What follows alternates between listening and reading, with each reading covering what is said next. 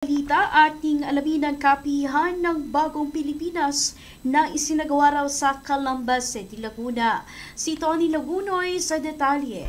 Sa kapihan sa Bagong Pilipinas na isinagawa sa Calamba City, Laguna, inilahad ni na Department of Migrant Workers for OIC Regional Director Karen Kilaw at Overseas Workers Welfare Administration for Program and Services Division Chief Francisco Lanuza ang mga napagtagumpayang programa ng pamahalaan upang masiguro ang kapakanan ng mga bagong bayani ng bansa, ang mga overseas Filipino workers.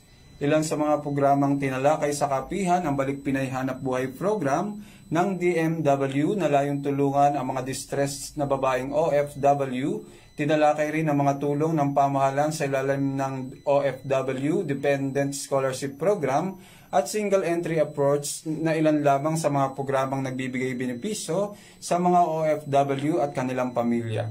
Tinalakay rin sa programa ang planong pagpapasuspinde o pag-regulate sa Seasonal Workers Program ng mga lokal na pamahalaan dahil sa mga reklamo ng pang-aabuso sa mga ipinapadalang manggagawang Pilipino.